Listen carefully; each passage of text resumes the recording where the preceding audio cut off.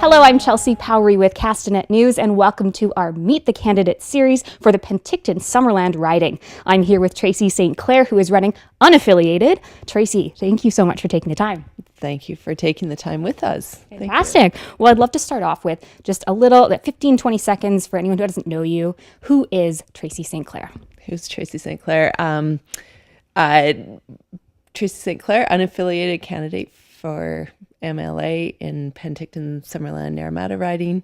I've worked in healthcare for the last 12 years, spent 4 years working with United Way, 3 years on school board, and started out in treaty negotiations. And I'm really running because I know we need a change, and I know I can make a difference. All right. Well, just jumping right into Penticton-Summerland, what is, in your opinion, the most or one of the most important issues facing this riding, and how do you plan to tackle it if you are elected MLA? I think our biggest issues really are healthcare, crime, addictions, mental health, and I know that's not just one, but they all, in my opinion, go together. Again, working in healthcare the last 12 years, I see the imperative of everyone having access to care when they need it, everyone having a doctor when they want one, and we are a long ways from that still. And I don't think we need to be. I look at where we invest in this province, and I think that there's lots of resources out there. We just need to move them away from administration, away from management, and onto the front lines. Okay, well, getting into the race, none of the candidates running in this race have MLA experience. There's no incumbent, and this would be your first political office, I understand. I was on school board 3 years, yes, okay. So 2011 to 2014. Yes. Yeah, and then but first political office in the province, provincial state. Provincially. So how would you tackle the challenge of jumping into an MLA role for the first time, going into Victoria? Yeah, it's interesting. I actually did. I do have quite a background in public policy. I've done courses on public policy, and I've worked every role that I've had. You have to work with all partners, including government. So I've got quite a bit of experience in influencing government, in getting things done for our communities and for the initiatives that I know are important. And yeah, I've got a track record in it. And so you're running unaffiliated. So something that people sometimes say is that unaffiliated candidates or independent candidates have less likelihood of getting things done in government because they don't have a party backing. So what do you say when you hear that concern or criticism? Yeah, I think as an unaffiliated, that isn't an independent, that is unaffiliated. So if elected, what I would do is I would look at who is in the legislature. I would look at what party is in power, whether it's a majority or a minority, and I would look at who best I can align with, whether that's other independents, whether that is with the minority government.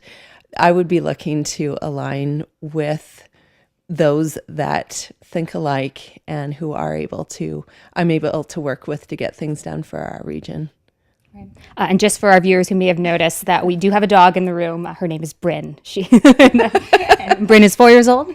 She's 4 years old, and it looks like she's found her resting spot at our feet now. Right. Well, if you spot her again, that's what you're seeing.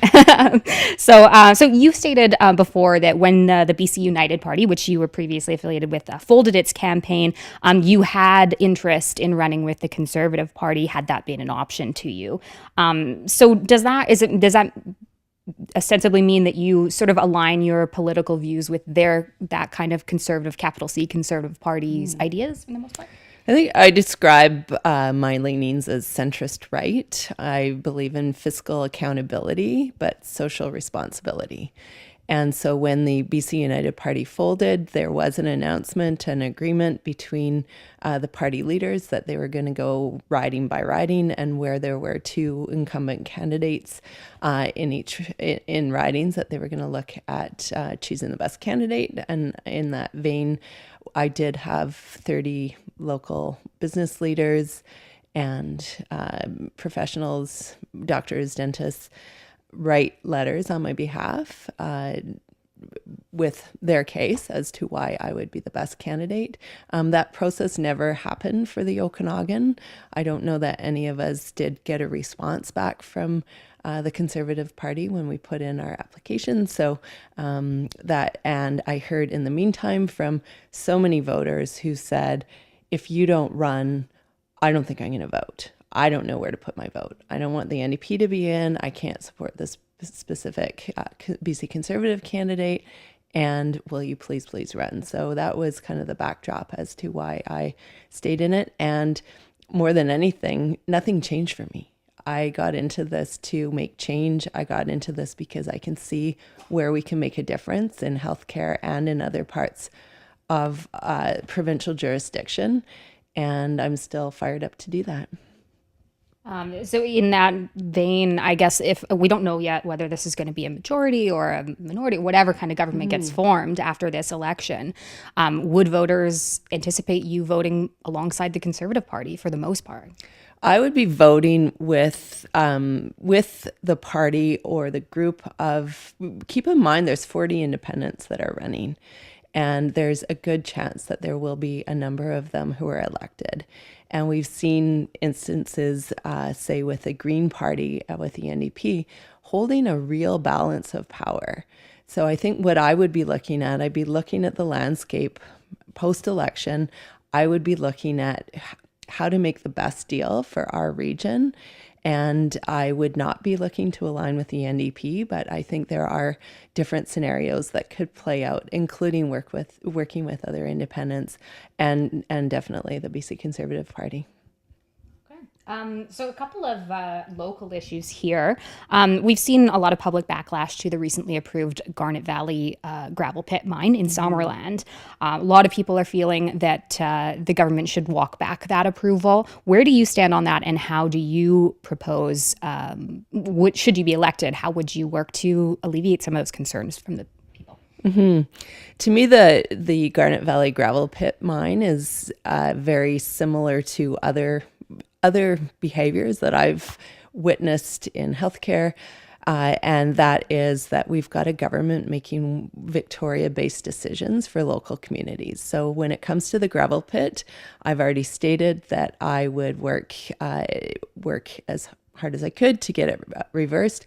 I have a petition started that would essentially lead to a private member's bill that I would put forward, and I would actually welcome any candidate to put the petition and the private member's bill forward to the legislature, because the legislative assembly does have the power to cancel that permit. I don't think it's too late. I know it's not too late.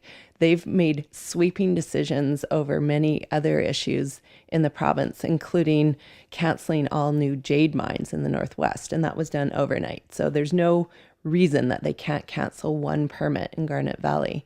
And the other thing that is in the petition is we need to look at legislation. And when projects like this go ahead within municipal boundaries, we need municipal boundaries to have the ability to have meaningful input. And that isn't happening. They're being consulted with, they're giving their opinions, and that isn't holding sway right now as to whether a permit would get approved or not. So we need to change the legislative framework so that projects like this don't happen in the future. And we need to cancel the Garnet Valley gravel pit. Another big issue on a lot of folks' minds around here is access to primary care. And I know healthcare is a big thing for you. Primary care physicians, what would you do as MLA to speed up that process of making sure everyone in this riding has a family doctor? There's so many things that we can do. Like the low-hanging fruit to me are paperwork. So 25 to 40% of doctors' time is on paperwork and not on patient care. So if you tackle paperwork and administrative burden, you could probably solve most of the attachment problem. But we also need to speed up licensing. It is almost impossible to keep a doctor interested in coming to Canada or coming to BC from another province. By the time they fill all the hoops, it can be a couple years. And for doctors living here, we've got a young doctor who graduated in July. He went to school through UBC. He did his residency through UBC. He's worked in our community for quite some time. He was signed up to start work September 1st.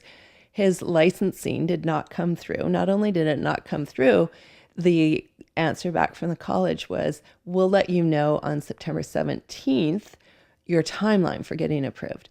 And that's not acceptable. This is somebody local. So that's just an example of the type of red tape that we face when we try and recruit doctors. And then we need to keep them here. And when you look at all the empty emergency rooms, that's a staffing issue. That's a morale issue. We need to level the playing field to make BC attractive for people, for doctors to want to come to again. And we've got all kinds of examples where we've created situations that doctors want to work in, like Ponderosa Clinic is a team-based care clinic in town in Penticton. And we've got a variety of doctors, nurse practitioners, social workers, nurses, open 7 days a week, 12 hours a day, same day access. And we cannot get more Ponderosas. Not only that, the government's actually come to us and said we're not allowed to run them anymore. And again, that's going back to the one size fits all policies that we're seeing with the NDP government. We need government to start to pay attention to what works and do more of that and less of what doesn't work. And another major issue, housing, access to housing, affordable housing. This current government, has been quite aggressive with forcing municipalities to increase density in the name of increasing housing stock. Do you agree with that approach, or what is the way to get more housing stock, if not that? Well, I would ask, have those policies resulted in more housing? And living here, we know they haven't. We know that there are so many short-term rentals now that were supposed to turn into long-term rentals that are either sitting empty and waiting to be for the market to turn around so that the owners can sell them, or people are moving into those houses as their permanent resident now. They're not the short-term rental policy that came down from Victoria did not result in more long-term housing. We need communities to be able to decide what's going to work for their community. We need incentives. We've got a lot of houses that I know people would put suites in, but we need to change the residential tenancy laws so that it's easier if they get a bad renter, that they're able to do something about the situation. We need faster dispute resolution. We need tax incentives for people to put suites into their existing properties. But right now, there's just no incentive for owners to invest in any kind of long-term rental stock. Okay, well, just finally here, you mentioned earlier being willing to partner with any party if need be, as an unaffiliated voter, if you're in the legislature. Is there any issue that is particularly dear to you, that you would be willing to work with the NDP on? Because I do sense that you have a problem with the NDP government, and that's why you're running. So, yeah. But what would be the kind of issue that you'd be like, okay, I could vote along with the NDP on this? Yeah, I think whatever government, even when you're in opposition, you need to work with people. That is the nature of government. That's the nature of governance. That's the nature of decision making. And so in terms of working with the NDP, we've seen, and I'm just trying to think of an example, but there are many times that the whole House will be in agreement, that the whole legislature, all the MLAs will be in agreement. And so I think any time that we are looking at, for example, this is a small one, but no cell phones in schools, right? Like, so there are many, many decisions that the government makes that are just plain common sense and that everyone can agree to. And so I would be looking issue by issue, quite honestly, and listening to constituents in our riding and looking at the decisions based on their face value and what their they're going to result in. Because at the end of the day, what we all want is results. And any government that can show that they've got a real practical plan to deliver results on the ground, that's where support comes. And those are the types of things that I will put forward. I've got quite a track record of being able to accomplish things like running clinics to be able to attach 25,000 patients. I know how to get things done. Yeah. All right. Well, that is a note to end it on. Click to Castanet for more candidate interviews ahead of the general election on October 19th. Tracy, thank you so much for joining us. Thank you, Chelsea. All right. For Castanet News, I'm Chelsea Powery.